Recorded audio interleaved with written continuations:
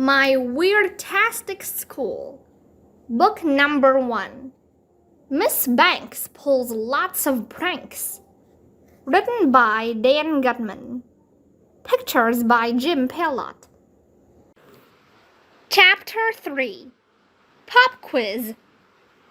Time for the pop quiz, announced Miss Banks.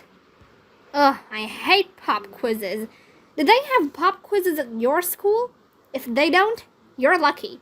A pop quiz is when your teacher gives you a test for no reason and with no warning. You can't study for it. You don't know what's going to be on it. The teacher can ask you anything. Miss Banks told us to take out a pencil as she passed around a sheet of paper to each of us. This will be easy, she told us. The instructions are simple. There are 10 questions.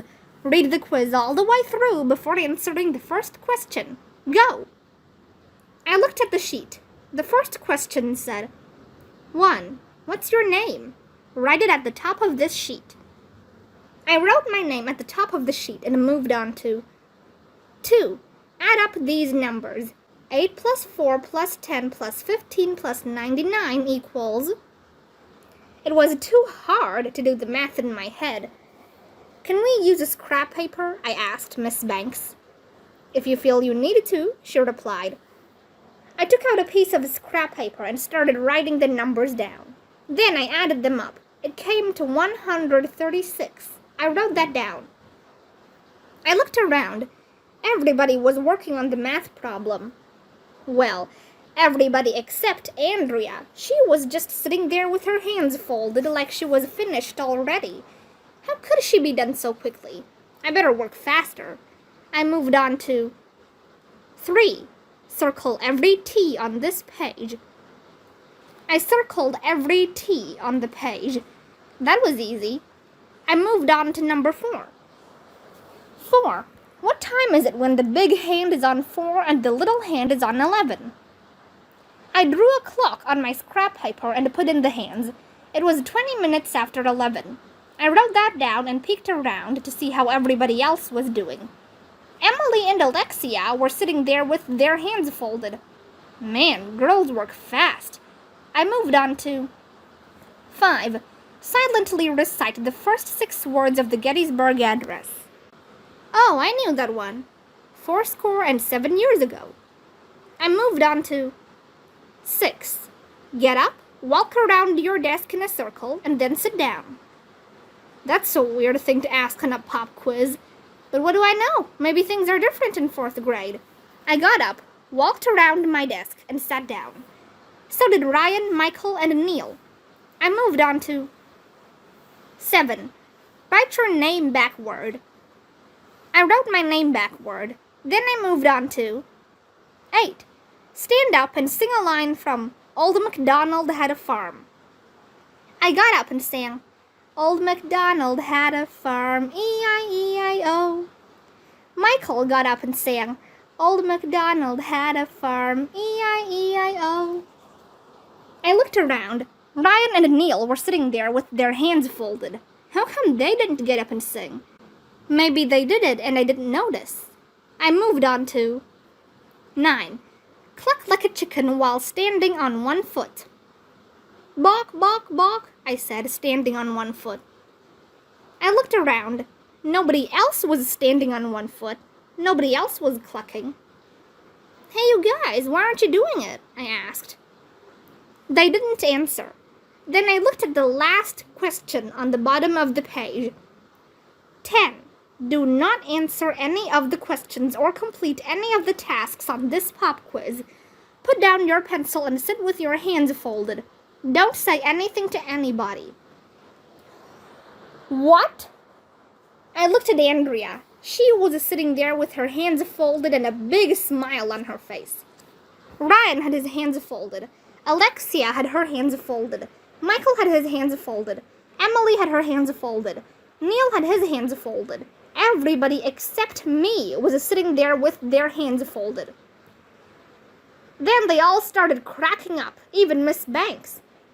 Hey, what's going on? I asked. It was a fake pop quiz, dumbhead, Andrea said. Miss Banks told us to read the quiz all the way through before answering any questions. She just wanted to see if we knew how to follow instructions. That's right, said Miss Banks.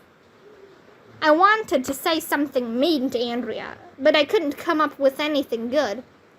Your face needs to follow instructions, I shouted at her. Suddenly, the door opened and our principal, Mrs. Stoker, came into the classroom. Everybody stopped laughing. Good morning, she said cheerfully. May I tell you a joke? Sure, everybody shouted. This boy comes home after the first day of school, said Mrs. Stoker, and his mom asks him what he learned. He says, Not enough. I have to go back tomorrow. Everybody laughed, even though the joke wasn't all that funny. Mrs. Stoker is the principal, so you have to laugh at her jokes. That's the law. I just wanted to see how you kids were doing on your first day of 4th grade, said Mrs. Stoker. We're doing terrible, I said. What's the matter? She asked. Miss Banks gave us a fake pop quiz, said Andrea, giggling, and AJ totally fell for it. Yeah, he was singing Old MacDonald Had a Farm, said Alexia. And he was clucking like a chicken, added Neil. Everybody started laughing at me again. It's not fair. I wanted to run away to Antarctica and go live with the penguins. Penguins don't have to take dumb spelling tests or fake pop quizzes or do phony word searches. Penguins don't pull pranks on each other either.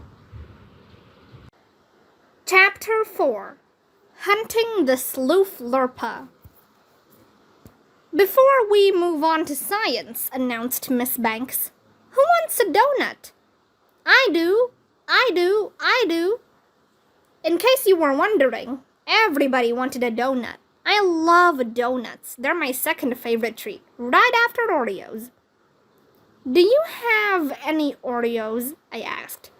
No, said Miss Banks. Just donuts. She brought out a big box and said each of us could take one donut. Neil went first. Wait a minute, Neil shouted after he looked inside the box. Those aren't donuts. They're carrots and cucumbers and broccoli and a bunch of other veggies. What? Yelled Miss Banks.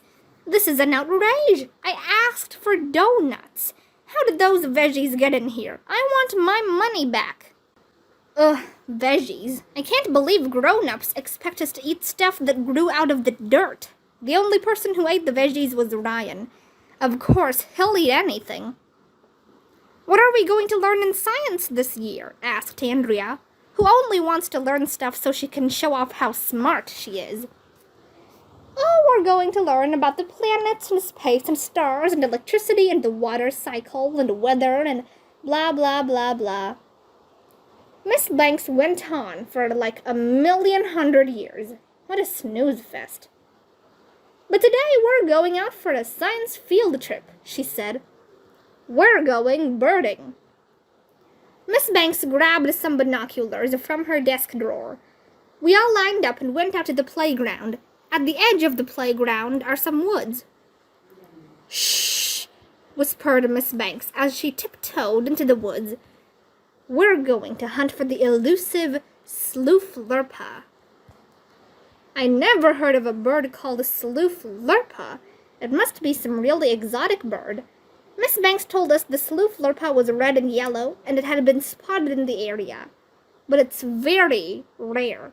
She passed out binoculars for all of us. I looked around, but I didn't see any birds at all, much less a sloof lirpa.